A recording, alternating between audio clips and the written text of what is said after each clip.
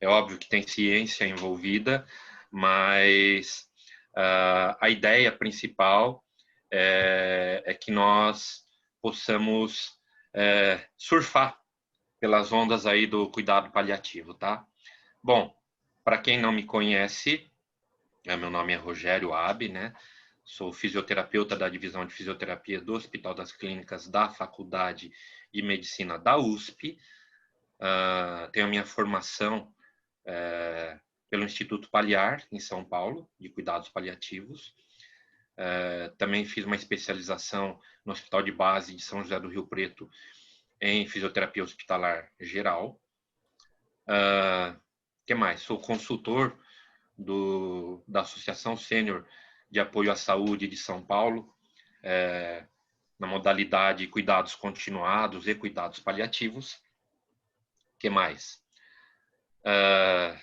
Sou pai, tenho uma filha, sou pai solteiro, minha filha tem 12 anos, cuido dela sozinho, sou cristão, sou filho, sou irmão, sou neto, sou tio, sou corintiano. Que mais? Gosto de comer, e acho que o principal item do meu currículo Lattes é amigo da Liz, né? Então, se tem alguma coisa que pode me abrir portas por aí, é amigo da Liz. Então, gente, é óbvio, fazendo essas brincadeiras todas, para vocês tentarem entender onde eu quero chegar.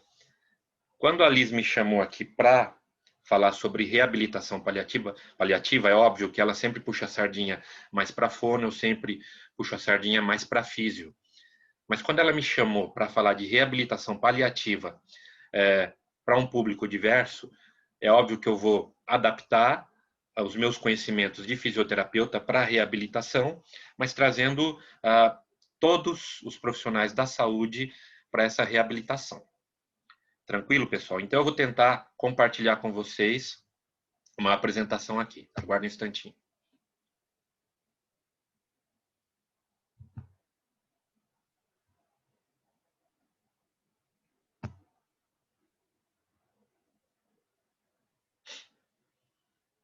Um instante só, que o computador é velho. Ele demora para pensar.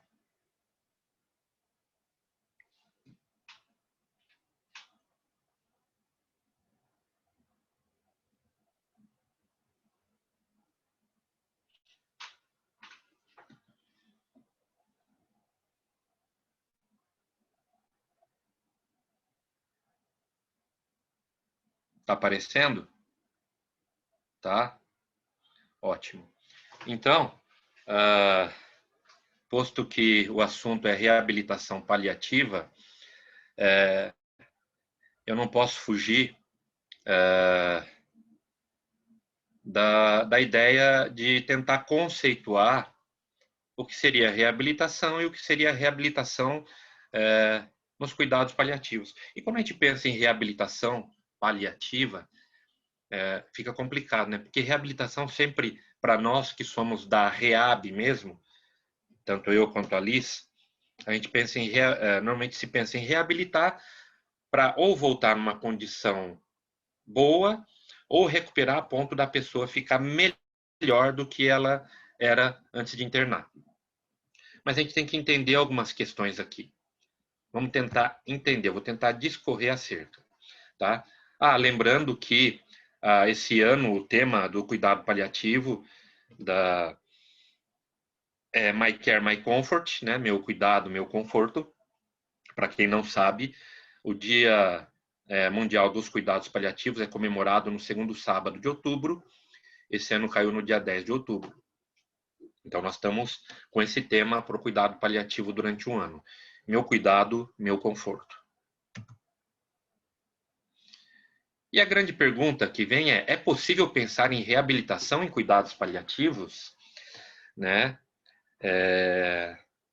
Posto que a ideia que se tem de cuidado paliativo, né, que é um cuidado para um paciente que está bem próximo à morte, Mas mesmo um paciente que está bem próximo à morte, é possível pensar em reabilitação? É uma pergunta que durante bastante tempo me incomodou, antes mesmo de eu entrar em cuidado paliativo. Eu vou contar um pouco mais da minha história.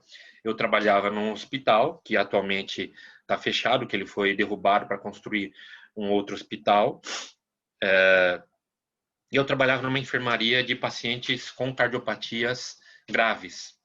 E esses pacientes, via de regra, ficavam muito tempo internados conosco, parecendo uma árvore de Natal, né, cheio de bombas de infusão, edemaciados, cheio de sintomas como ascite, edema, constipação, náusea e vômito, dispneia, fadiga, e deitado no leito.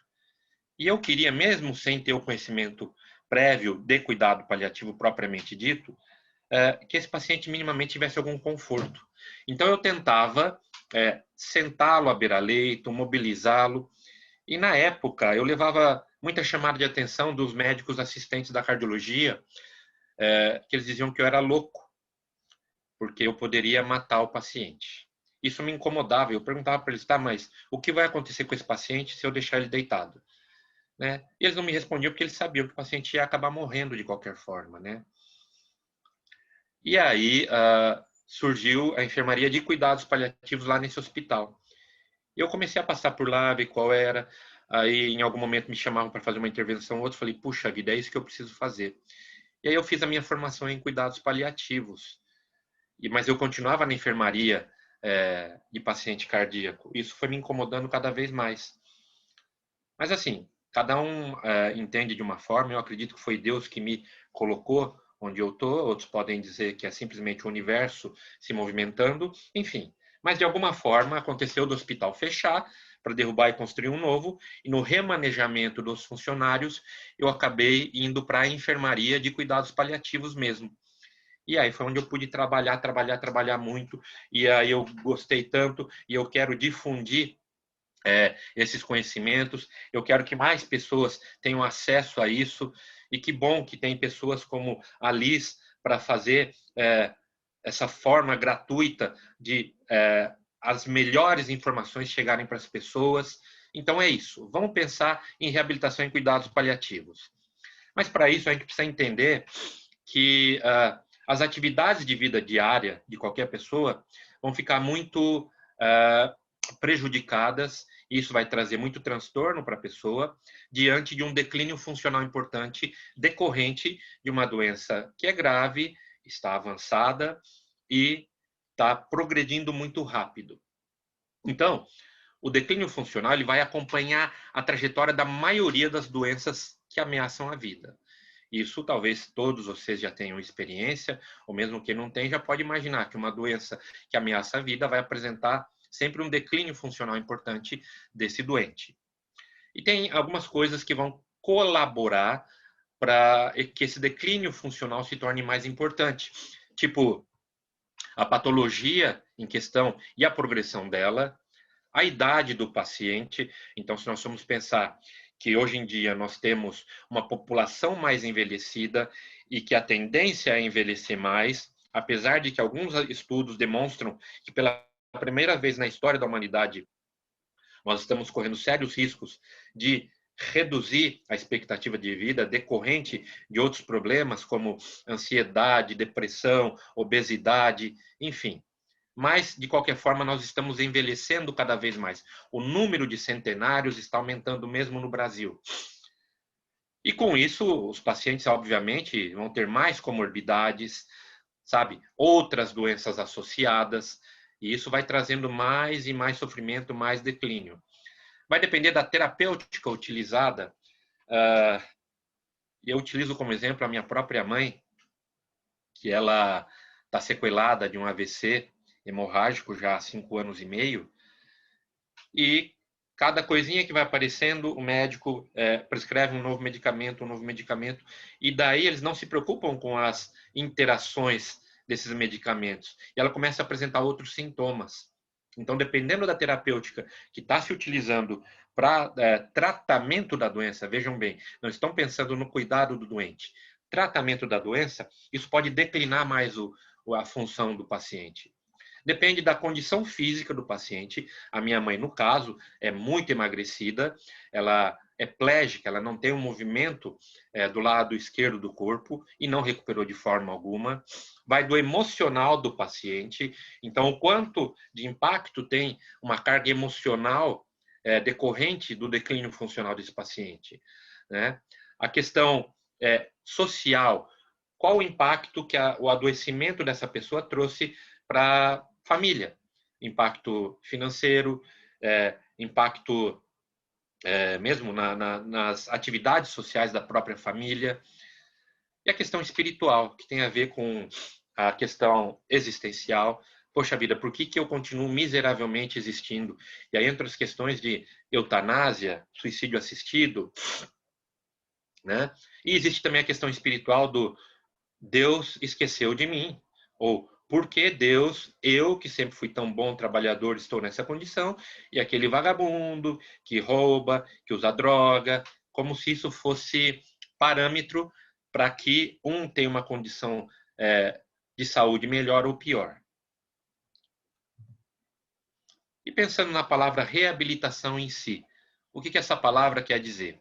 É a devolução de um paciente após uma lesão ou enfermidade às suas atividades físicas e ou mentais anteriores.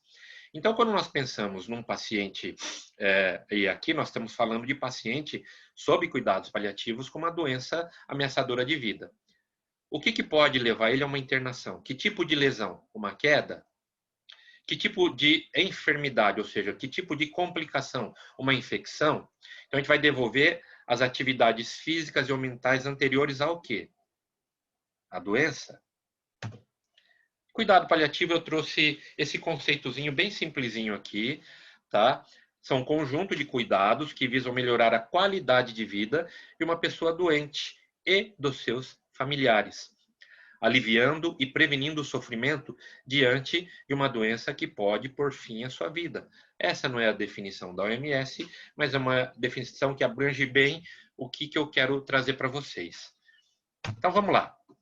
Reabilitação nós conceituamos e cuidados paliativos. Então, se nós juntarmos a reabilitação com cuidados paliativos, fica algo mais ou menos assim: devolução de paciente após lesão ou enfermidade às suas atividades físicas e ou mentais anteriores, com cuidados que visam melhorar a qualidade de vida de uma pessoa doente e dos seus familiares, aliviando e prevenindo o sofrimento diante de uma doença que pode pôr fim à sua vida.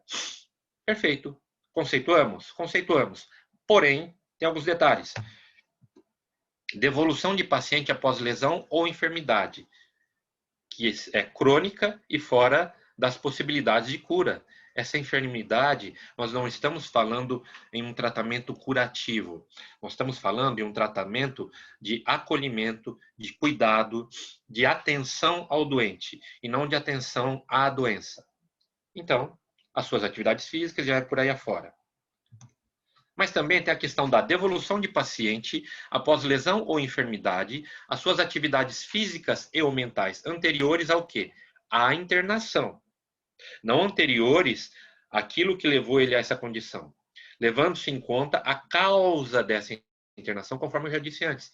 Ele apresentou uma queda e por isso teve um TCE, ele bateu o braço, teve um corte profundo, está infeccionando, tem uma infecção pulmonar, infecção urinária, está com constipação, por isso precisou internar, tem que se levar em conta isso. Então, é a devolução de paciente após lesão ou enfermidade que é crônica e fora das possibilidades de cura, as suas atividades físicas e ou mentais anteriores a essa internação, levando-se em conta a causa dessa internação, com cuidados que visam melhorar a qualidade de vida de uma pessoa doente e dos seus familiares, aliviando e prevenindo o sofrimento diante de uma doença que pode pôr fim à sua vida. Ok? E aí, a gente tem que pensar em quais seriam os resultados de uma reabilitação funcional em pacientes em cuidados paliativos. O paciente está sob cuidados paliativos e nós vamos fazer uma reabilitação funcional. Quais são esses resultados? Então, pensando em reabilitação paliativa, todo profissional paliativista, quer seja médico, fono, TO, físio, psico, odonto, enfermeiro, que mais que eu estou esquecendo aí? Nutricionista, enfim, assistente social, todo profissional paliativista vai promover a reabilitação física, levando em conta o estágio da doença, a reserva física e emocional do paciente e o que é realmente importante para esse paciente perante uma vida que pode não ser tão longa quanto se desejava.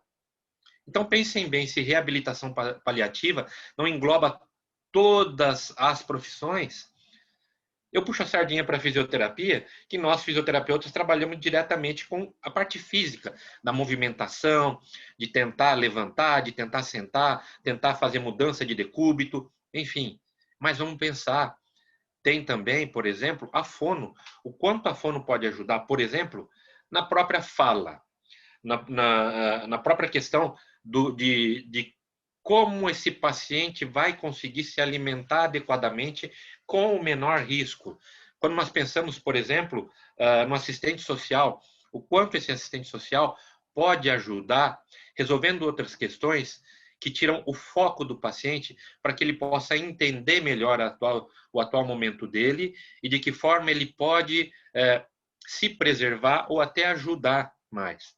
Então engloba tudo, gente. E também, quando não há possibilidade de nós tratarmos pura e simplesmente não farmacologicamente, nós vamos recorrer à terapia farmacológica, sem problema algum. Isso não quer dizer que nós sejamos incompetentes, isso não quer dizer que nós não estejamos fazendo a coisa de forma adequada. Mas o que seria necessário para uma reabilitação paliativa? Aporte nutricional adequado. E o que eu quero dizer com aporte nutricional adequado? Se um paciente pouco se movimenta, vou dar o exemplo da minha mãe novamente, por que é que ela é obrigada a comer um caminhão como o filhinho querido dela que come? Não há essa necessidade. Ou, se o paciente não consegue se alimentar e ele, por exemplo, não deseja se alimentar artificialmente, por que é que nós vamos obrigá-lo a comer? Óbvio que para isso precisamos entender outras questões. Pode ser que o paciente não é que não queira comer, ele tenha medo dos engasgos que ele já apresentou anteriormente. E aí a necessidade de um profissional que saiba avaliar, que saiba dar o melhor direcionamento para isso. E também o quanto que, de repente, o paciente simplesmente não quer se alimentar porque para ele está tudo resolvido ou ele está num grande sofrimento. Para isso, a necessidade de um apoio psicológico, do apoio espiritual. O quanto ele se acha um fardo para essa família. O quanto ele acha que ele está dando muito gasto para a família. Há essa necessidade de apoio social também. E quando o paciente tem sintomas que nós não estamos conseguindo controlar, a necessidade também do médico prescrever o fármaco correto. E qual é um desejo que frequentemente os pacientes que estão em cuidados paliativos expressam? Permanecer fisicamente independentes até o final da vida. Quem aqui gostaria de hoje, nesse exato momento, perder a sua independência? E eu digo independência física nesse momento, vai.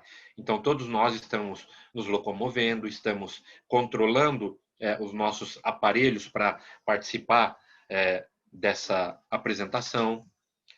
Nós estamos podendo nos comunicar verbalmente ou por sinais. E quando nós perdemos essa independência? E quando nós perdemos a nossa independência financeira? Ou seja, até então eu trabalhava, eu pagava minhas contas e a partir de agora eu dependo financeiramente de outros. E quando nós perdemos a nossa independência social, ou seja, até então eu poderia ir até a padaria e até o cinema, eu dependo de outros para me levar até esses locais. E quando nós perdemos a nossa independência espiritual barra religiosa, e aqui entra um grande problema da tentativa de pessoas religiosas, e a religiosidade atrapalha a espiritualidade, tentando atrapalhar a independência religiosa e espiritual da outra pessoa. Ou seja, você está nessa condição porque você não segue a Deus, você não segue o meu Deus, você não segue aquilo que realmente é o correto. E quem sabe o que é o correto? Eu tenho dentro de mim o que é o correto para mim e o que eu acredito que possa ser o correto para as outras pessoas. Mas eu não posso querer impor a minha forma de entendimento religioso, nesse caso, para outros. Que demais, que dirá para um paciente em condições cheio de sintomas, cheio de outros problemas, né? Que dirá o nosso familiar? Eu posso forçar minha mãe a aceitar minha forma de crer? Eu só posso simplesmente acolhê-la. E se, por exemplo, ela fala, nossa, o que te transformou dessa forma? Porque eu era outra pessoa. Vocês não conheceram o Rogério antes. Se a minha mãe me perguntar o que te transformou, eu posso dizer o que foi me transformando. Né? Mas eu não posso forçar. Independência até o final da vida. E aqui eu trago para vocês uma frase da Cicely Saunders. A Cicely Saunders, para quem não conhece, ela foi quem trouxe o conceito moderno do que é o hospice hoje em dia. O hospice, para quem não sabe, eram hospedarias na Idade Média para receber os cavaleiros viajantes. Né? Depois isso foi mudando, lá pelo século XVII, com as instituições de caridade, passou a receber órfãos também, pobres, e lá pelo século XIX começaram, junto com a propagação do cristianismo, instituições católicas e protestantes, receber pessoas doentes, enfim. E aí se transformou no que parecem os hospitais hoje em dia, e o hospice moderno foi criado pela Cicely Saunders. Essa Cicely Saunders, em 1947, ela era assistente social e estava fazendo formação em enfermagem. Ela conheceu um rapaz, David Tasman, que ele tinha um câncer coloretal inoperável e ele tinha bolsa de colostomia. E ela acompanhou ele muito de perto nessas conversas e eles ambos entenderam um jeito de se cuidar de um doente. E aí esse David Tasman tinha um dinheirinho, deixou para ela falando que ele seria uma janela na casa dela. Isso foi um transformador para Cicely Saunders. E ela criou um jeito novo de se cuidar. Em 1967, ela abriu o St. Christopher's Hospice lá na Inglaterra. E lá, logo na entrada, tem uma big de uma janela, que é a janela em homenagem ao David Tasman. E a Cicely Saunders, ela trouxe essa frase que eu acho fantástica. Ao cuidar de você no momento final da vida, quero que você sinta que me importo pelo fato de você ser você. Que me importo até o último momento de sua vida. E faremos tudo o que estiver ao nosso alcance, não somente para ajudá-la a morrer em paz, mas também para você viver até o dia da sua morte. Então, cuidado paliativo não tem a ver com uma boa morte, com morrer em paz. Cuidado paliativo tem com o viver bem até o instante da sua morte. Tem a ver com você viver ativamente. Tem a ver com você continuar sendo você, você tendo a sua autonomia, a sua independência, a sua identidade até o momento da sua morte. Coisa que se perde normalmente com uma doença. E aqui eu trago para vocês o que eu chamo da minha diretiva antecipada de vontade, que eu fiz em forma poética. E eu intitulei de Se um Dia. E eu digo, isso é meu. Se um dia eu começar a me perder, se um dia eu não mais te reconhecer, se um dia eu agressivo ficar, se um dia para casa não voltar, se um dia não te tratar como uma flor, se um dia eu não mais puder me alimentar, se um dia eu não mais, se um dia eu não mais puder paliar, que eu seja paliado. Só peço a Deus que o meu legado seja respeitado. Por favor, nada de sondas para me alimentar, nem medicamentos para a vida prolongar. Tubos, catéteres e tais, te imploro. Jamais. Simplesmente, deixe-me livre para meu caminho percorrer, se um dia eu deixar de me ser. Por quê? Quando esse dia chegar, já não é mais o Rogério, já é um corpo que não tem significado e não está mais vivo. Eu posso estar com o coração batendo, eu posso estar com alguns órgãos funcionando, mas eu já não sou mais o Rogério, né? Então é óbvio que eu não quero que me deem um tiro na cabeça, mas deixem tranquilamente eu ir. Não precisa forçar nenhuma barra, não precisa utilizar de nenhum aparato para que eu continue miseravelmente em cima de um leito. Porque quando nós falamos de morrer, e a gente pergunta qual é o contrário de morrer, normalmente as pessoas dizem viver. Não, morrer é uma ponta dessa aventura que é a vida. A outra ponta do morrer é nascer. Então, o contrário de morrer é nascer. Tá? O contrário de viver não é morrer, o contrário de viver é não viver.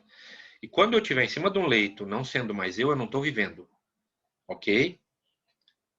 E quem sabe o morrer não é uma transcendência, uma passagem para uma outra vida, um outro espetáculo, em uma outra instância, de uma outra forma? Não sei.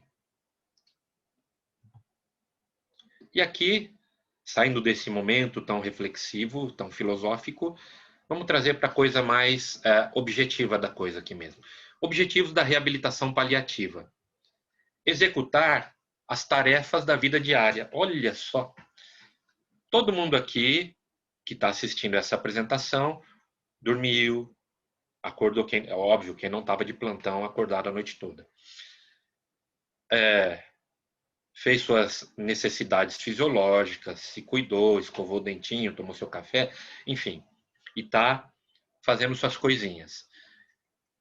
E quando a pessoa não consegue nem fazer isso, isso atrapalha muito. Então, um dos objetivos da reabilitação paliativa é executar as tarefas da vida diária, se possível. Manter mobilidade minimamente.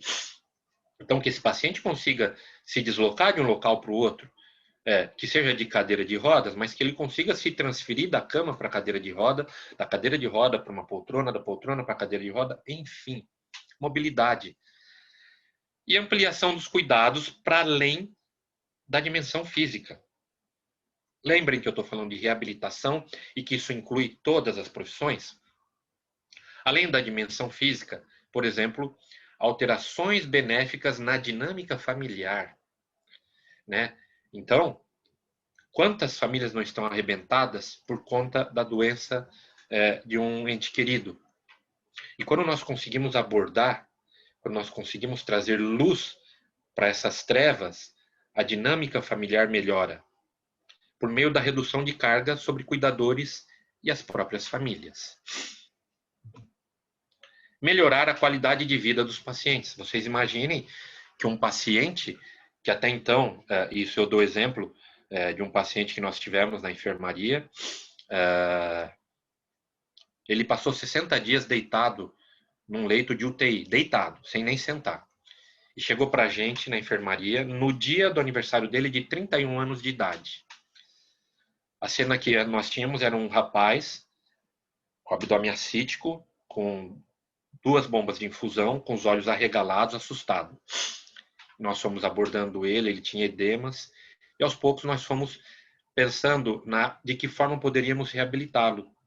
Então, nós da fisioterapia trabalhamos com os edemas dele, com as mobilidades, com as mudanças de decúbito e com sentar à beira-leito. Ok. E aí nós tivemos muita ajuda do psicólogo, do capelão, do médico, da enfermagem, para os cuidados dele. E eu não sei se a Alice chegou a acompanhar esse paciente, eu não vou citar o nome dele, mas foi um paciente que passou a se alimentar melhor, enfim. E esse paciente era o faz-tudo da enfermaria. Como demorava a vir o pessoal da manutenção, ele ia trocando tomada, consertando televisão, aparelhos, ele se sentia bem fazendo isso, dentro da enfermaria. Então, olha só o tipo de reabilitação que foi feito com esse paciente. Nós fizemos um trabalho de terapia ocupacional com ele, sem termos terapeuta ocupacional. Auxiliar a atingir o seu pleno potencial físico, psicológico, social, vocacional e cognitivo. Esse paciente que eu citei, de uma forma meio que aprendendo, nós trabalhamos tudo isso com esse paciente. Minimizamos a dependência dele. Ele era dependente para tudo. A partir disso, ele começou a se levantar, deambular, ir ao banheiro, fazer suas necessidades sozinho, tomar banho sozinho. E era um paciente que miseravelmente ia morrer cheio de droga num leito de UTI. Então vocês pensem o quanto nós podemos reabilitar, o quanto muitas vezes o menos é mais, o quanto se pensar em toda a interação medicamentosa, tudo aquilo que pode acontecer, não melhora para um paciente. Esse paciente está vivo até hoje? Não, gente. Mas ele recebeu alta hospitalar, voltou, internou, recebeu alta, enfim, e teve a sua vida, pôde resolver questões importantes. Independentemente da expectativa de vida que esse paciente tem. A expectativa de vida que esse paciente tinha era de morrer na própria internação, gente. E olha como se transformou. Eu estou querendo dizer que nós fazemos isso com todos os pacientes? Não. Eu quero dizer que nós, independente da expectativa de vida, nós tentamos melhorar. Eu odeio quando o pessoal usa o termo cuidado paliativo exclusivo, porque não tem nada mais para modificar na história natural da doença. Então, ele está em cuidado paliativo exclusivo. A palavra exclusivo traz a ideia de excludente. Vamos excluir esse paciente dos nossos cuidados. Então, pensem bem se não é assim que acontece no hospital de vocês. O paciente sob cuidados paliativos é o paciente do final do corredor, do último quarto, lá no cantinho, jogado no leito atrás. Sabe quando você entra na porta e atrás da porta é o leito que você não enxerga? Ele é colocado ali longe da janela. Normalmente é esse paciente. Cuidado paliativo exclusivo, porque se excluiu.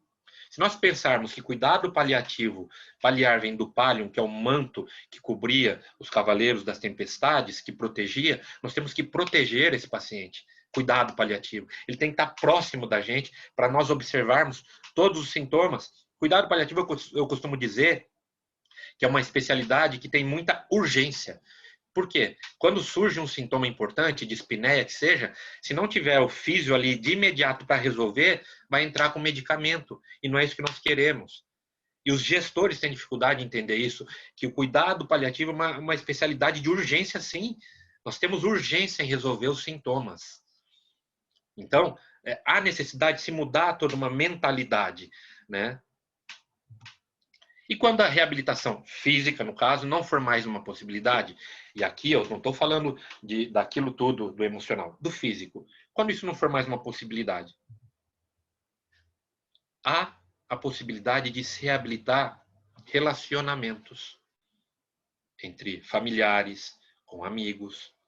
Quem aqui já não pegou aquele paciente que não conversava com o pai, com a mãe, ou que não conversava com o filho, com a filha, com a esposa, com a ex-esposa, enfim, há a possibilidade de reabilitar relacionamentos. Reabilitação física não está sendo mais possível, mas é possível reabilitar o emocional de um paciente que queria ver o companheirão dele. Há a possibilidade de reabilitar um relacionamento com o divino, com o espiritual. Há a possibilidade, pura e simples, de se reabilitar uma questão que vai trazer conforto. Eu trouxe a imagem do paciente tomando banho feliz debaixo do chuveiro, porque foi uma experiência que aconteceu na nossa enfermaria de um paciente que ia morrer muito rápido. E ele queria tomar um banho de chuveiro. E esse paciente era roqueirão mesmo. E aí houve uma mobilização na enfermaria para proporcionar um banho. O banho não foi imediato, foi para o dia seguinte. Tudo muito bem planejamento. E essa é a diferença de nós que fazemos um cuidado voltado para o doente e não para a doença, que nós temos. Nós sempre planejamos o cuidado. Anotem isso. Planejamento de cuidado. Não precisa acontecer de imediato. Então, planejou-se para o dia seguinte, um paciente muito emagrecido, sem controle de tronco praticamente algum, pegou-se a cadeira de banho, forrou o assento para ficar maciozinho, foi colocado o paciente, ele não teve queda de pressão, levou para debaixo do chuveiro, botou-se um rockão pesado, foi um banho com rock and roll, esse paciente voltou feliz para o leito e ele morreu. E a esposa falou que ficou extremamente grata por ter visto o marido tomando aquele banho. Ou seja, reabilitou-se o emocional, tratou-se um luto que seria complicado com um simples banho. Vocês estão entendendo o que eu quero dizer? Porque o luto deve ser cuidado. Se nós brigamos pelo SUS com qualidade, o SUS ele preconiza a universalidade, todo mundo vai ser atendido, a equidade, ou seja, cada um recebe o tratamento que necessita, não é de forma igual para todo mundo. Imagina se eu fosse tratar esse paciente da mesma forma que eu trato um outro. Não ia ter como. E ele também, ele é integral. O cuidado integral não é só até ele morrer. O cuidado integral é pensar no sofrimento daqueles que ficam no luto. Esse luto foi tratado com um banho. Talvez se nós não tivéssemos feito isso, a esposa ficasse com um luto muito sofrido. E a perda da autonomia? É uma fonte de sofrimento terrível, considerada uma das mais importantes causas do sofrimento. Quando uma pessoa perde a autonomia, ela se sente um lixo. Por isso, cuidado quando vocês forem fazer uma entrevista, uma avaliação de um paciente, de sempre se direcionar para o paciente. Seu Rogério, como o senhor tem se sentido nos últimos 6 meses? Senhor Rogério, como o senhor se sentiu na última semana? Senhor Rogério, como o senhor está se sentindo hoje? Senhor Rogério, como foi essa noite para o senhor? Senhor Rogério, como está sendo a questão do não conseguir se alimentar para o senhor? Sei lá, senhor Rogério, o senhor está se sentindo de que forma com o fato de hoje o senhor não conseguir tomar um banho sozinho? Mas sempre perguntar para o paciente. O paciente é que está sentindo as coisas, não é o cuidador. O cuidador pode ter a visão dele do que é o paciente para ele, cuidador. Mas é só o paciente que sabe o que está passando. Ele tem que ter essa autonomia. E sempre chamar o paciente pelo nome. Tá? Nunca esquecer de chamar o paciente pelo nome. A identidade é muito importante para o paciente. Ele continua sendo o seu Rogério. Ele não passou a ser o filho da Dona Teresa, o pai da Letícia. Ele continua sendo o Rogério. E de que forma nós podemos atingir esses objetivos? Porque, tá ok, nós traçamos alguns objetivos, lembra que eu falei do planejamento de cuidados, mas nós temos que atingir esses objetivos. Então, de que forma a gente atinge? Estabelecendo objetivos realistas. Eu não vou chegar e falar para o seu Rogério, que é um paciente que está emagrecido, com uma síndrome consumptiva importante, se alimentando muito pouco, prometer para ele que nós vamos jogar futebol daqui 6 meses. Esse não é um objetivo realista. Assim como não é um objetivo realista dizer para o paciente que ele não vai mais morrer, que a doença dele estacionou e que ele vai ter uma vida longa aí. Ele vai morrer de outra causa, não dessa doença. Estabelecer objetivos realistas. Trabalho em equipe multidisciplinar. Estou batendo nessa tecla desde o início dessa apresentação. Não existe fisioterapia que funcione sem fono, sem TO, sem psico, sem odonto, sem médico, sem enfermeiro, sem assistente social, sem um capelão. Não existe fisioterapia que funcione nesses casos. Capacidade de responder rapidamente às necessidades. Lembra que eu falei que cuidado paliativo é uma especialidade de urgência? Por quê?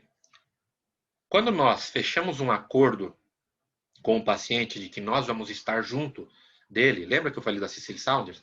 Vou estar com você até você morrer, nós estamos juntos, nós importamos com você por você ser você. Nós fechamos um acordo com esse paciente. E tem um trabalho que foi feito por uns residentes do programa de cuidados paliativos do HC sobre a percepção de dignidade. E, via de regra, o que os pacientes responderam do que é dignidade para eles é o cumprimento dos acordos. Então, se eu fiz um acordo com o paciente que eu vou estar junto e que eu vou controlar o sintoma dele, como é que eu posso, sendo fisioterapeuta da unidade de internação, no caso, o paciente apresentar dispneia, eu não poder resolver esse problema de imediato? Eu quebrei um acordo. A dignidade minha, não dele, minha dignidade foi por água abaixo. Você não é digno de cuidar de mim mais. Vocês estão entendendo como é complexa a coisa?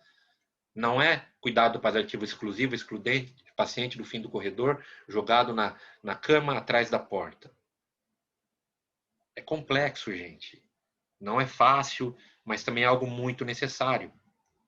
Atuar contra o declínio funcional de maneira que este não seja experimentado de maneira solitária, isolada da família e da equipe da saúde. Onde é que a gente vê um paciente que tem declínio funcional experimentando esse declínio de maneira solitária, isolada da família, isolado da equipe da saúde também, por que não? Dentro de UTI. Ou numa enfermaria, um paciente é cuidado paliativo. Se ele ficar jogado lá no canto, na UTI, aí cuidado paliativo, mas está entubado, nós vamos entubar, não vamos, ou vamos deixar de entubar. Ele está isolado, está solitário, está declinando, ele está experimentando isso tudo sozinho. Ninguém está junto dele para responder às reais necessidades dele. Ou um paciente que está lá no fim do corredor, no último quarto, no último leito, atrás da porta, longe da janela. Ele está experimentando isso tudo sozinho. O que passa na cabeça de uma pessoa dessa? Quanto sofrimento está atrelado a isso? E ninguém está preocupado. Todo mundo quer saber, poxa vida, por que não tomou o senhor? Por que o senhor não... Nossa, o senhor nem mexeu na comida. O cara lá tem condições de sentar e pegar a comida para mexer? Sabe? Poxa vida, mas o senhor... Nossa, o senhor podia ter chamado para fazer xixi, né? O cara conseguiu apertar a campainha? Sabe? Essas coisas é que vão minando a condição do paciente. E minha também.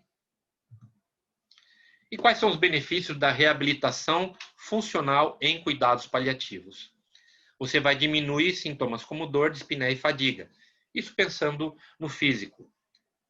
Melhoria do estado nutricional e emocional desse paciente. Imagina nós cumprindo, quando nós cumprimos os acordos que foram feitos, a nossa dignidade está em alta perante o paciente, o quanto esse paciente não melhora emocionalmente.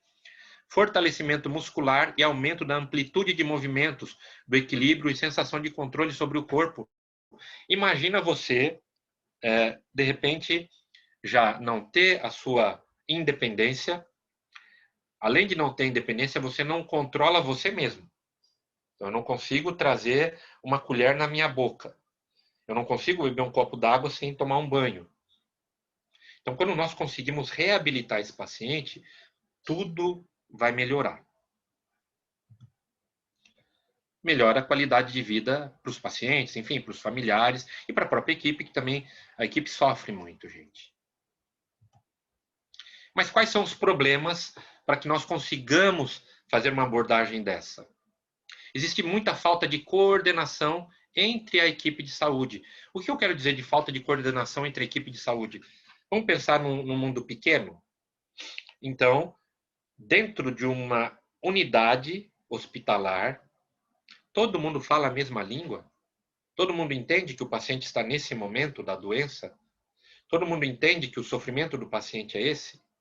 Se não tiver alguém para coordenar essa equipe para entender isso, fica difícil simplesmente a gente impor, conversar com o paciente, com o familiar, que eles, tudo bem, a gente não quer que continue com droga vasoativa em doses tão altas, tudo, mas a equipe não está alinhada. Então, tem falta de coordenação entre a equipe de saúde, falta de programas e serviços de reabilitação nas unidades de cuidado paliativo. Eu trago isso para nossa unidade de cuidado paliativo. Nós não temos um serviço de reabilitação adequado. Nós temos sim, internou, saiu, tem um ambulatório, mas um ambulatório para que é? Para ver quais são as necessidades e orientação. Agora, serviço de reabilitação mesmo para o cuidado paliativo, nós não temos. E existe um número reduzido ainda de artigos científicos documentando a melhoria do estado funcional e da qualidade de vida após as intervenções de reabilitação. Tá? E os artigos que existem, a qualidade deles não é a melhor, tá? Cientificamente falando. Estou finalizando a minha apresentação para ter tempo de conversarmos bastante. Na verdade, a ideia desse momento aqui é uma ideia de trazer algum conhecimento, mas que nós possamos conversar bastante. Nós temos liberdade por um tempo aí de conversar. Segundo a minha amiga Lisa aí, a gente vai ter meia hora, 40 minutos, não sei, para a gente poder conversar. Então, o que eu trago agora para vocês? Eu trago aqui para vocês a típica família brasileira. O que a típica família brasileira é? A típica família brasileira é uma família... Peraí, deixa eu ver se eu consigo mostrar para vocês aqui.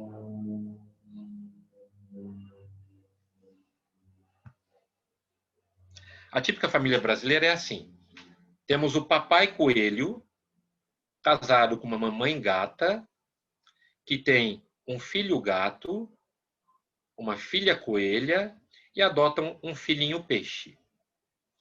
Com um detalhe, mamãe coelha do papai coelho era casada com um rato que era um malandrão. Separou e depois ela acaba conhecendo um outro ratinho mais magrinho, só que pretinho. Então essa família é formada por um rato que era malandro, outro ratinho que é preto, uma vovó coelha, papai coelho, mamãe gata, enfim, toda essa mistura. O que eu quero trazer com isso para vocês? Quando nós vamos abordar o assunto cuidado paliativo, nós temos que ter atenção para formação familiar. Vocês acham que a cultura de um coelho é a mesma cultura de um gato, que é de um peixe, que é de um rato que é malandro, ou de um rato que é preto? É tudo muito diferente. Então, nós não temos que forçar a barra de ninguém. E quando nós formos conversar a respeito de, acerca de, oferecer o cuidado paliativo, oferecer deshospitalizar, nós temos que entender que, de repente, para o gato é importante ficar no hospital. Para o coelho, não. Para o coelho, eu prefiro que ele vá para casa. Eu prefiro que ele vá para outro lugar. Para o peixinho, não, vamos deixar ele tranquilo aqui no hospital mesmo, mas de vez em quando a gente leva para casa e traz de volta, sei lá. Então a gente tem que pensar nisso. E aí tem uma canção do Incrível Mundo de Gumball, chamado 10 Mil Motivos para Desistir. É de um episódio. Quem achou para mim essa música foi a minha filha, a Letícia. E a letra é bonita, realmente. A canção é bacaninha. E ela falou, nossa, pai, isso serve para você. E daí eu fiz uma paródia dessa música, tá? Do Incrível Mundo de Gumball. Eu vou tentar apresentar para vocês. Vocês perdoem que eu sou muito desafinado, mas vergonha é uma coisa que eu não tenho. Eu vou tentar cantar para vocês a minha paródia que eu trouxe para cuidado paliativo. Eu intitulei essa paródia de Vamos Paliar. Quem achar muito ruim pode tapar os ouvidos, gente. Diz assim: só tá sofrendo e quer desistir, tirar a vida e partir. Você não quer tentar procurar alguém para te ouvir e te cuidar. Não compreende em seu coração que o tempo escorre por suas mãos. Profissionais precisam se preparar para seus conceitos modificar. Se não dá para se curar, vamos paliar. Solte as crenças que não deixam você cuidar. Para que esse termo errado, que é paliativo, tá acabado. Sintomas vão se atenuar, a cada dia melhorar. A mentalidade tem que mudar para aprender a paliar. Você precisa só estudar para desses erros se livrar. Se não dá para se curar, vamos paliar. Solte as crenças que não deixam você cuidar. E eu trago esse refrão aqui como uma forma de memorização para vocês. Se não dá para se curar, vamos paliar. Solte as crenças, ou seja, aquela formação curativa, única e exclusiva, que não deixa você cuidar do paciente. ok? Inclusive é o que está escrito na minha caneca. A Liz tem uma canequinha dessa também. Ah, e o Quero Mais de hoje? O que é o Quero Mais? São dicas que eu trago para vocês de pelo menos um filme e um livro. E o filme que eu trago para vocês hoje é do Netflix, é um documentário, Endgame, ou A Partida Final. Ele tem uns 20 e poucos minutos de duração, se não me engano, e traz para os profissionais conversando sobre a abordagem paliativa, sobre deshospitalização, sobre o tipo de cuidado, sobre retirada de intervenções ou não introdução de intervenções. E aqui também traz o B.J. Miller, que é o criador do Zen Hospice lá na Inglaterra. Boa oportunidade para vocês conhecerem o B.J. Miller e um amigo meu de infância, que é o Tom Almeida. Ele tem muita amizade com o B.J. Miller e todo ano ele traz o movimento Infinito. Vamos ver o ano que vem quem que ele traz. Esse ano foi online, foi fantástico. Ele fez amizade com a Yoko Sen, que é uma japonesa que trabalha com música e com iluminação, com cores. Ela tem um TED que fala sobre qual é o último som que você gostaria de ouvir. Enfim, já estou trazendo até mais dicas, né? Mas Endgame, a partida final. E o livro que eu trago de sugestão hoje é do Rubem Alves, Ostra Feliz Não Faz Pérola. É um livro que traz diversas histórias, enfim, que nos faz refletir sobre o sofrimento humano, sobre o sofrimento transformador. E aí, como último slide de agradecimento, eu trago para vocês um versículo bíblico que eu adoro, que está no livro de Tiago 4:14. Diz assim: vocês nem sabem o que acontecerá amanhã. Que é a sua vida? Vocês são como a neblina que aparece por um pouco de tempo e depois se dissipa. E assim é a nossa vida, nós somos como uma neblina que vai se dissipar. Umas vão permanecer mais firme, mais forte, outras vão só aparecer e desaparecer, outras vão ameaçar aparecer e nem vão aparecer, enfim. Assim é a nossa vida. E eu deixo meu contato, meu e-mail para contato, rogerio.abe@hc.fm.usp.br, HC de Hospital das Clínicas, .fm, Faculdade de Medicina, .usp, Universidade de São Paulo, .br. E o meu Insta é @fisioterapia paliativa e vocês vão achar o meu nome lá, Rogério Adriano Abe. Eu acho que é isso que eu tinha para apresentar. Muito obrigado. Eu já vou parar essa apresentação aqui. Tá? E podemos conversar. Eu não sei se foi só eu, mas adorei essa apresentação. Fiquei super reflexiva com o que foi dito. Aprendi muito, com certeza. Espero que todo mundo tenha aproveitado. Alguém quer fazer um comentário? Quer tirar alguma dúvida? O pessoal está calado hoje. Está com sono. Adorei essa música. Eu não conhecia o resto da música, só o refrão. O refrão. É. Nunca vi ela inteira. Agora eu tenho ela gravada. E o pessoal tá tímido hoje, hein? Gente, pode falar, comentar, pode criticar, pode dar sugestão, fazer pergunta, compartilhar experiência, é bem legal. Quem tiver alguma experiência ou quem tiver algum paciente que teve dificuldade, de repente eu posso ajudar. Se for no caso de fono, a Liz pode ajudar. Eu digo que a Liz é a fono que me fez entender muita coisa dentro daquilo que o paciente pode se alimentar ou não, o que são as necessidades, de que forma isso pode acontecer. Gente, aproveitem a oportunidade única aqui. E vice-versa, viu? O Guilherme levantou aqui a mão. Guilherme, pode ligar seu microfone se quiser falar, se quiser escrever. Bom dia a todos. Bom dia, Liz, professor Rogério Adriano Abe e as colegas presentes. Muita alegria poder estar com vocês e receber esse conteúdo tão importante para um profissional paliativista. Bem esclarecedor, como sempre, o professor Rogério.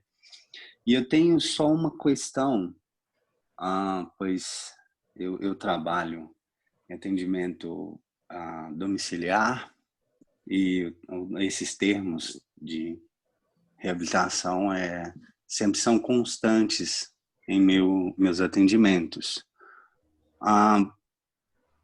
Em função da ciência, como que vocês, colegas, estão vendo o crescimento informativo e científico da área dos cuidados paliativos e principalmente nessa questão da reabilitação? Porque, como o professor Rogério disse, os estudos ainda são escassos e nem sempre de boa qualidade. E como que nós podemos melhorar esse contexto, né? É isso. Obrigado. Posso responder, Liz? Fique à vontade, todo seu. Então, Gui, o negócio é o seguinte. Para que a gente possa melhorar tanto a qualidade dos estudos quanto o número de artigos publicados, é necessário você trabalhar na base, né? Então, semana que vem, nós vamos nos reunir no primeiro fórum de fisioterapia em cuidados paliativos. Eu acho que eu até compartilhei, eu vou compartilhar de novo nas redes. Todos podem se inscrever. Onde nós vamos fazer no sábado que vem à tarde, eu vou ser facilitador, junto com o Hernani, do Rio de Janeiro, de uma das mesas de construção das competências para fisioterapia em cuidado paliativo, para que nós possamos apresentar uma matriz curricular em cuidados paliativos para a fisioterapia, junto ao COFITO e junto à Benfísio. Então, talvez, isso é uma construção para daqui a um tempo ainda, quando nós estivermos fortes dentro da graduação, que não seja, de repente, uma disciplina específica de cuidado paliativo, mas as dimensões que nós entendemos como importantes para cuidado paliativo, em qual matéria nós podemos inserir, de repente, uma dimensão espiritual, alguma coisa, de repente a gente insere na disciplina de psicologia, não sei. Mas a gente vai se inserir, que não seja a disciplina cuidados paliativos, mas o cuidado paliativo diluído em todas as disciplinas. Talvez, é uma expectativa nossa, quando nós tivermos inserido isso forte dentro da graduação, essa qualidade comece a melhorar dos estudos, que as pessoas já vão entrar pensando dessa forma, não é uma desconstrução para reconstruir o entendimento de cuidado paliativo, mas eu tenho uma expectativa muito grande de que isso venha a acontecer. E que bom que nós, você, Guilherme, Liz, todo mundo que está aqui nessa sala, podemos fazer parte da história.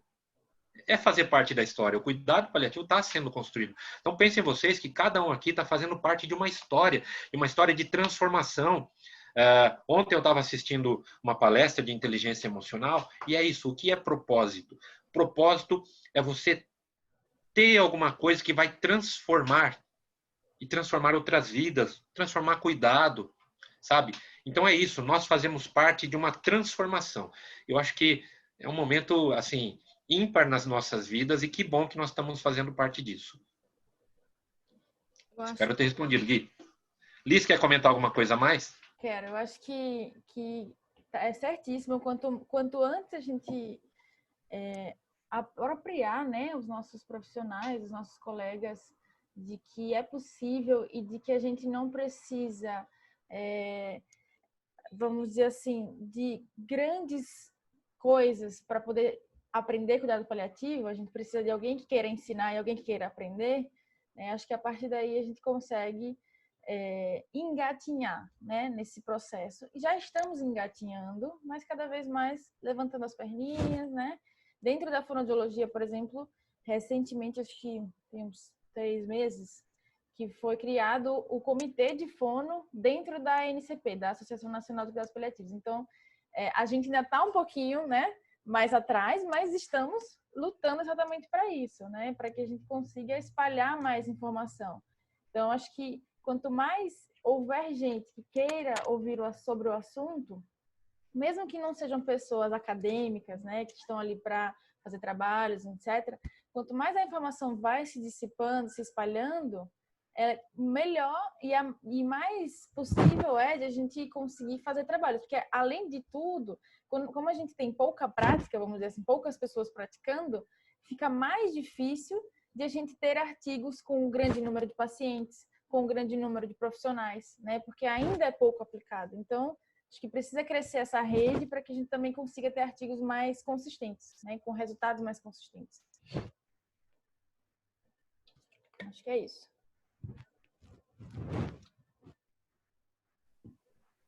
Vamos lá, gente. Concordo, muito esclarecedor. Verdade, é por aí sim.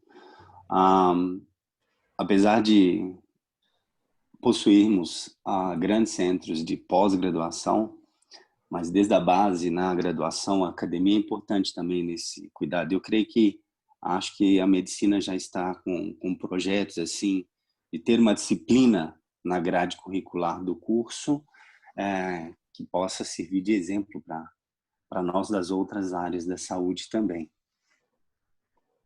Isso é muito bom. A gente não precisa ter 100% de especialistas em cuidados paliativos, né? Acho que todo profissional precisa saber o que é cuidado paliativo. Alguns vão se especializar, outros não, como qualquer outra área, né? Mas na faculdade, por exemplo, na medicina, você tem aula de cardiologia, né? Por que não ter aula de cuidados paliativos? Em todas as áreas de saúde deveria ser assim, né? Mas aos pouquinhos a gente vai mudando essa realidade e ganhando com isso. É verdade, Liz. Mais alguém? Mais algum comentário? Ninguém tem nenhum caso para compartilhar com a gente? Bom dia. Vocês conseguem me ouvir? Bom dia, Karine. Sim. Queria parabenizar o Rogério pela apresentação, foi muito esclarecedor.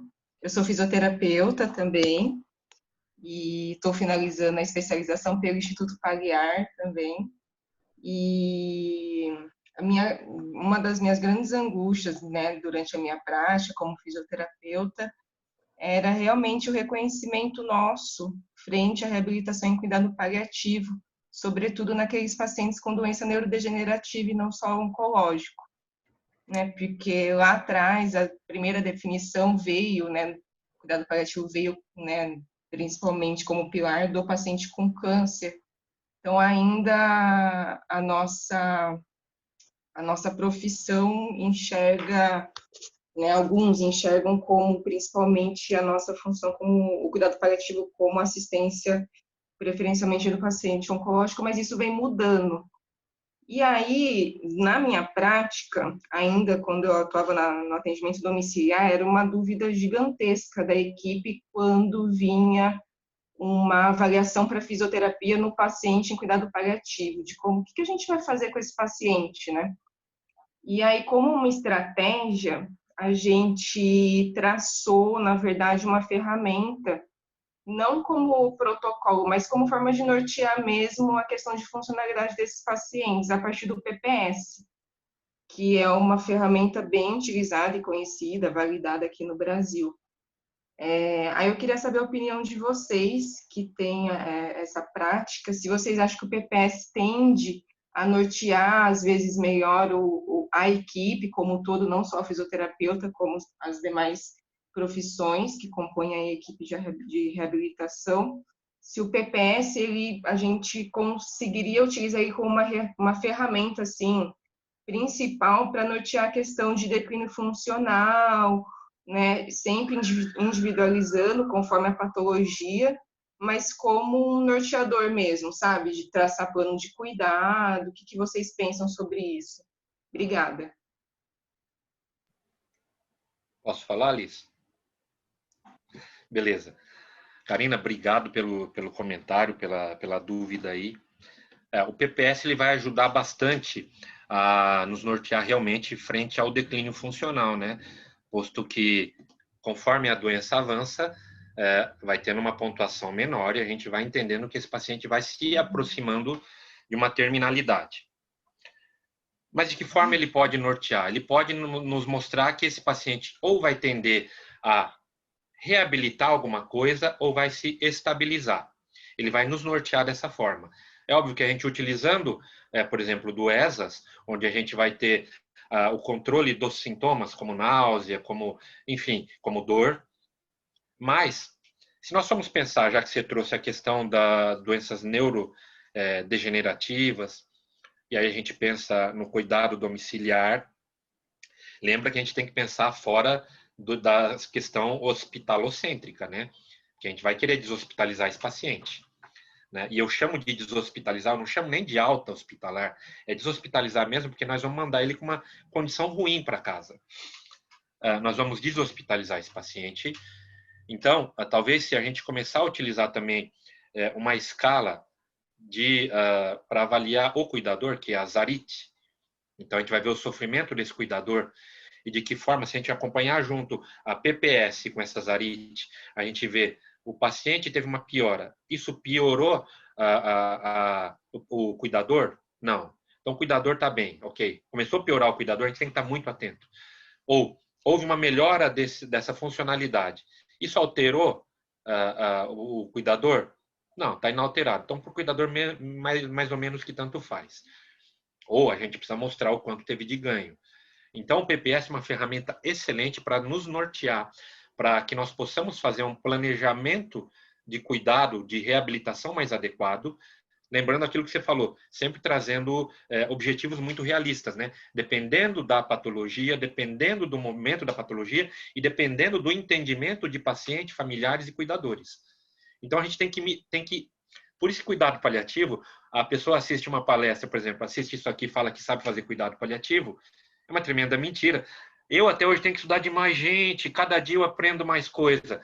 E é muito complexo. E cada vez esse emaranhado de conhecimentos que a gente tem que ter aumenta, né? Então, há uma necessidade de multidisciplinaridade e a gente precisa capilarizar cada vez mais cuidadores. A nossa luta atualmente está sendo tentar chegar à atenção primária, onde a gente possa treinar os agentes comunitários de saúde a identificar que naquele domicílio tem alguém que possivelmente mereça uma atenção paliativa. Não que esteja em cuidado paliativo de fim de vida, não.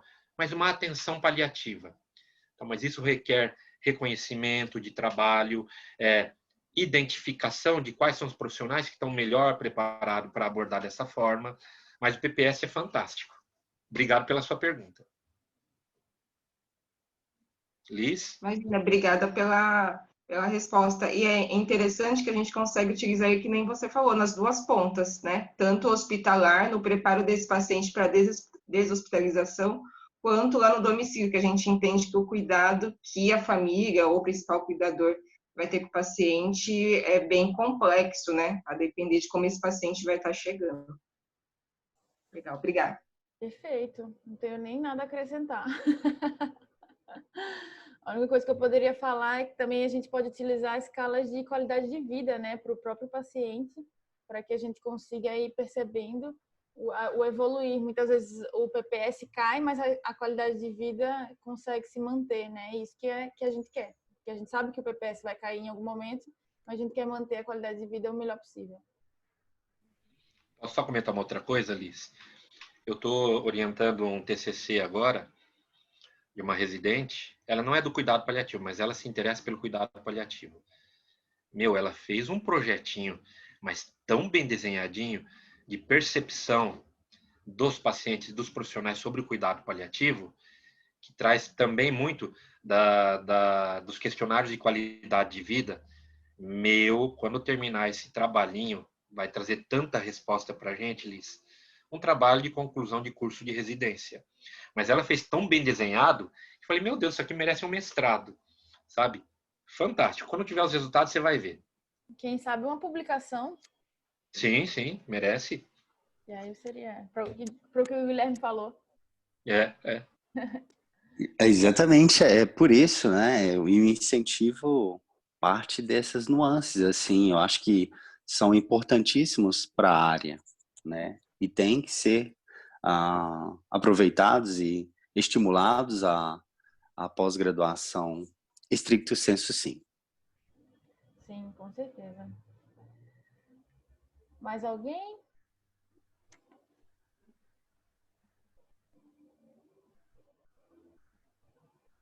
Ninguém? Drica, Adriana Araújo, quer comentar da sua mãe? Abre o microfone, abre a câmera aí, Adri. Por livre e espontânea pressão. Por livre e espontânea pressão. Deixa a gente ver essa cara. Tô com saudade de te ver, mulher. Eu acho que a Adriana tá com algum problema de conexão, porque ela tá entrando várias vezes. Não sei. Entendi. Que pena. Vamos ver. Ih, desistiu. Eu ainda apanho um pouco aqui pro Zoom, só um minutinho. A gente não tá te ouvindo. Muito baixinho.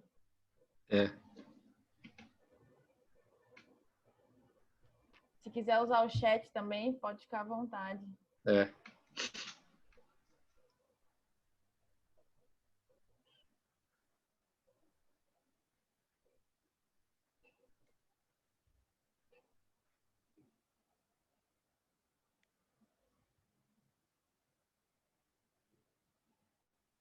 Bom dia, eu sou a Adriana Araújo, Pimentel. Bom dia. Trabalhei com o Rogério no HC. Vocês estão me ouvindo? Sim. Trabalhei com o Rogério lá no Hospital do Auxiliar de Cotoxó, que é um hospital de suporte ao INCOR e ao HC. Um profissional maravilhoso. Tive essa grande honra durante 5 anos. Uma pessoa que me ensinou muito, muito mesmo. Uma pessoa dedicada. Rô, de verdade, eu te amo, adoro, amo o seu profissionalismo, você é uma pessoa simplesmente maravilhosa, um profissional dedicado 1000% ao que faz. E hoje eu tive que sair da área da saúde, eu sou técnica de enfermagem, porque eu tive que abandonar mesmo a área para cuidar da minha mãe. Ela, desde 2016, ela vem guerreando aí, lutando contra um câncer de intestino. Fez cirurgias, fez várias cirurgias de fígado também, por conta de metástases. Está em tratamento quimioterápico, muito sofrido, é muito sofrido porque sente muitas dores. E essa parte que vocês falam dos familiares também é muito importante, porque é um sofrimento muito grande. Porque a gente cuidar de pacientes, né, em hospital, a gente sente, a gente sofre, porque a gente tem uma certa sensibilidade. Mas mesmo sendo da área, cuidar de um paciente oncológico dentro de casa é muito difícil, é muito difícil. E desde então ela está em tratamento, né? Tem sessões que fica bem, tem sessões que não fica. E hoje ela faz tratamento de imunoterapia com irinotecano, que é uma medicação que judia muito. Então é muita diarreia, muitas dores abdominais, muita desidratação. E é bem difícil controlar isso em casa por conta da pandemia, porque a gente não pode levar para os hospitais, né, para ser hidratada. Então eu tento fazer hidratação em casa, mas mesmo tendo ciência do que eu posso fazer, eu ainda tenho muito receio de fazer coisas erradas. E a partir daí, vendo as lives, os documentários do Rogério, eu comecei a me interessar pelos cuidados paliativos, porque eu entendo que não é paliar somente quando a pessoa está no final da estrada, né? Mas eu acho que eu posso começar a fazer com isso de paliar desde agora. E para dar um pouco de conforto para minha mãe em relação às dores, né? Porque não é fácil, gente, para o familiar, mesmo, eu repito, mesmo sendo da área, é muito difícil cuidar de um familiar, ainda mais a mãe, né? Então, assim, eu estou muito interessada mesmo nesse projeto, nesses estudos, eu gostaria mesmo de aprender a fazer, eu nem sei se eu posso, por não ser médico, por não ser fisioterapeuta, e é isso, Obrigada. Ótimo, Dri. Obrigado aí pelo seu testemunho aí. Enfim, e é isso. Eu achei importante a Adriana falar, porque traz a visão de um familiar que está num sofrimento também, acompanhando um paciente com uma doença avançada, passando por um tratamento que aí você fica na dúvida se o tratamento está sendo mais benéfico do que maléfico. Então aí entra aquela história, né, do custo-benefício, a que custo vai receber isso, né? E então, Adri, você pode sim trabalhar dentro da área de cuidado paliativo sem problema algum. Técnico de enfermagem, precisa ter muito conhecimento para poder abordar, para poder cuidar de um paciente sob cuidado paliativo. Você já está aprendendo, talvez da maneira mais difícil aí, cuidando da sua mãe, né? E eu acho que quando eu conheci o Ney, foi num outro paciente que era cuidado paliativo. Eu nem conhecia o cuidado paliativo ainda, né? Que era o pai dele. E dentro de casa tinha uma outra paciente, outra senhora que, devido à idade avançada, era uma paciente para cuidado paliativo também, que era a avó, né? Então, você já tem uma experiência, uma estrada percorrida para cuidado paliativo fantástica. E com outro tipo de paciente, que era o teu sogro, que era um paciente que era teimoso, e a gente tem que entender também a teimosia do paciente. Então, você já tem uma estrada percorrida, uma história construída dentro do cuidado paliativo sem saber, né? E se um dia você resolver voltar para atuar na sua área como técnica de enfermagem, você certamente tem todos os pré-requisitos para já entrar de cabeça numa enfermaria de cuidados paliativos, aprendido na prática, tá? E que bom que você está aqui hoje, tá? Depois a gente conversa em particular, tá? Beijo grande para você. Obrigado. Lembrando que os técnicos de enfermagem são extremamente importantes, né?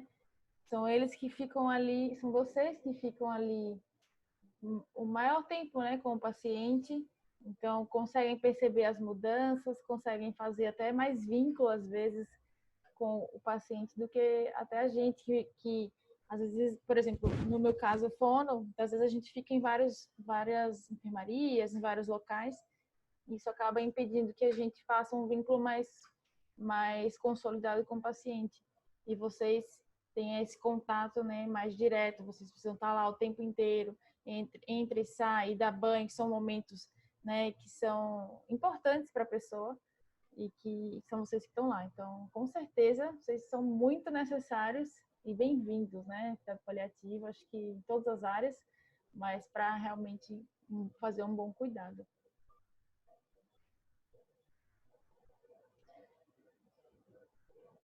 E aí, minha gente, mais alguém quer falar mais alguma coisa?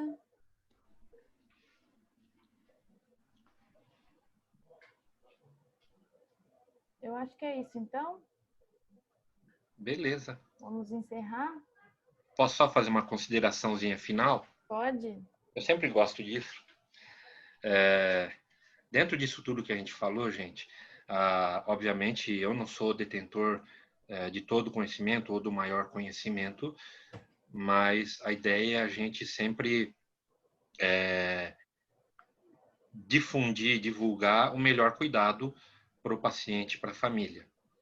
Então, se cada um que está aqui conseguir contaminar pelo menos um, e que esse um que for contaminado contaminar mais um com a mosquinha do cuidado paliativo, a gente consegue atingir uma população maior e desmistificar aquela história de que paliativo é gambiarra.